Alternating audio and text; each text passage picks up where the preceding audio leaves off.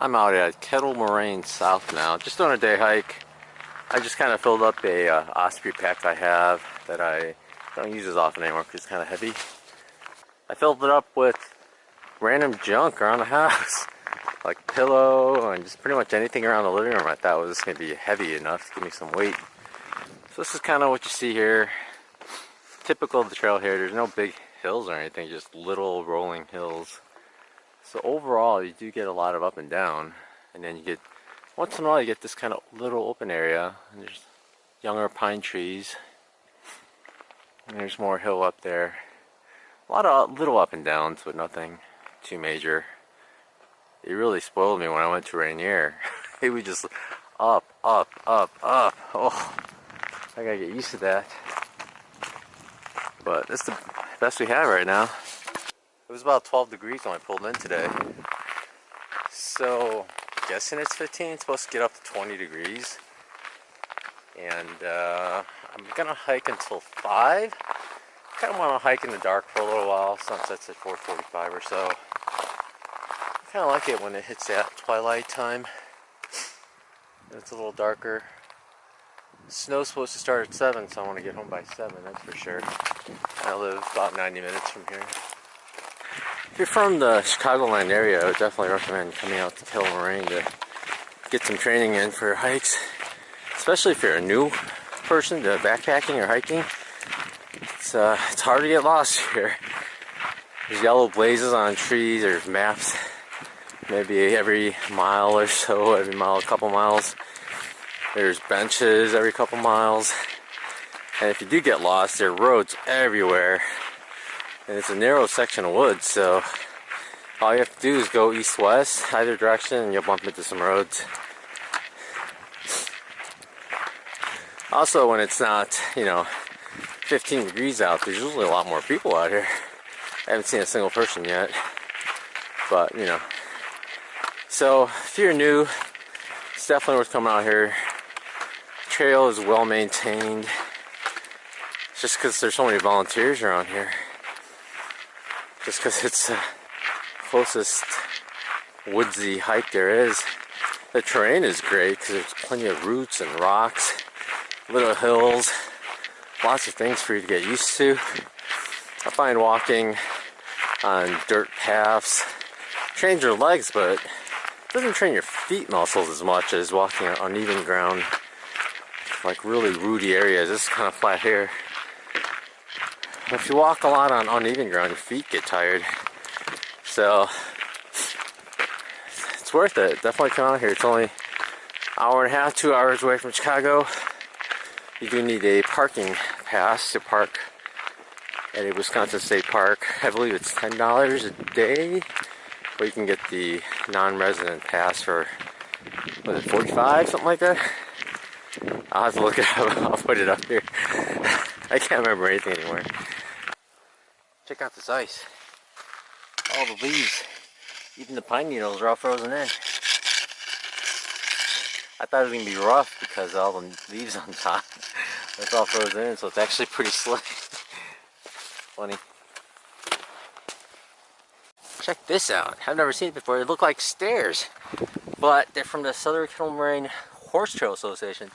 So I guess it's to help people get on their horses. There's a big pile of horse poop right there. But interesting.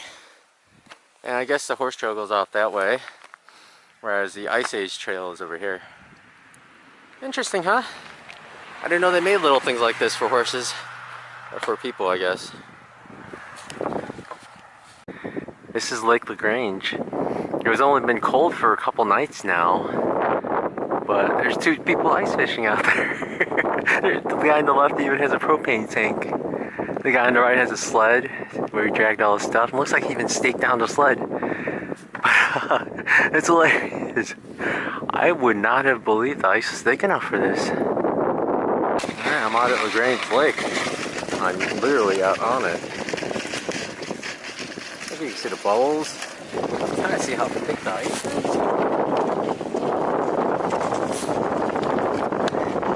There's a bunch of people on here. Heavier than I am, so I think it's just, you can see all the sequence out on them.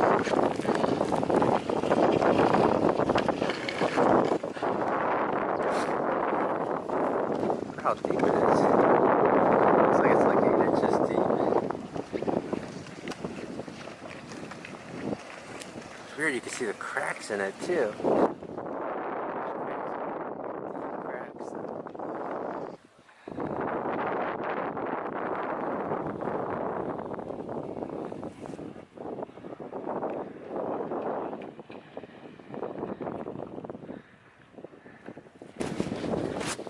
I don't know if you can see the seaweed underneath.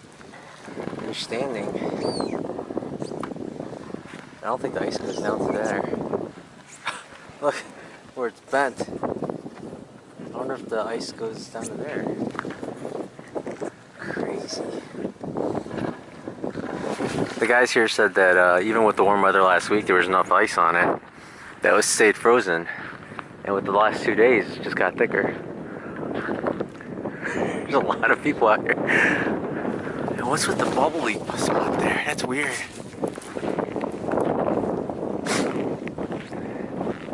Wow.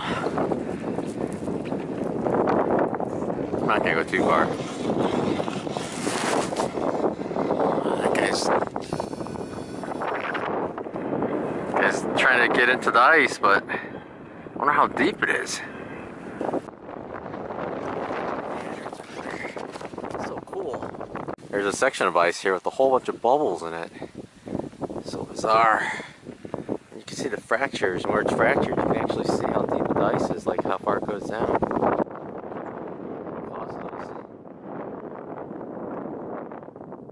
Man, if you have ice skates here, you got a wall. It's really smooth. Man, I'm gonna go back. Pretty wild. Ice everywhere. Yeah, it's slipping right here.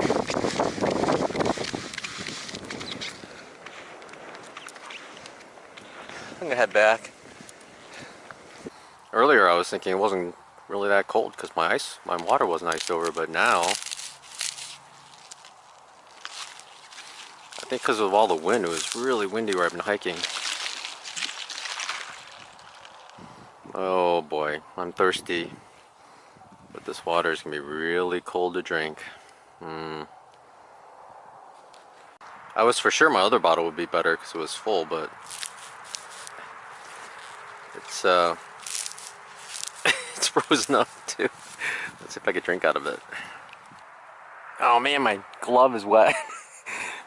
You know that thing you do when you squeeze the bottle to break the ice, but when it's not really completely frozen, you squish it and water goes like this. Except it doesn't go up, just dribbles all over your hand. Great. Oh yeah, look at that. That's good enough to drink. I'm on a pretty boring segment right now. I thought I'd like to go over the hunter thing. There's hunting allowed here. In fact, there's small game hunting allowed here right now. And I heard a bunch of beagles running around and some gunshots. I'm assuming there's someone rabbit hunting out there, because they use the beagles to chase them around, and then shotguns. Anyway, but they advise that during firearm deer hunting, you wear blaze orange even when you're hiking. They're supposed to not hunt within, I forget how much distance from the trail, like 100 meters, but you know, it happens. Better to be safe, but the big thing is don't wear like a white backpack. I hear sometimes hunters will think it's like the white tail of a deer and shoot at them. That's no good. But right now I think there's still archery and deer hunting going on. I didn't wear any blaze orange. I got some in my car. I got a little vest in my car.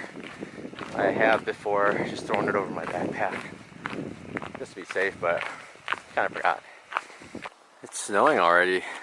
I don't know what time it is, but it's so cold. It's the pretty kind of snow where you make snowflakes. Oh, that's an okay one. Well, that's a good one. I guess video doesn't like it as close. That's a pretty one. Oh, look at these symmetrical guys. Wow.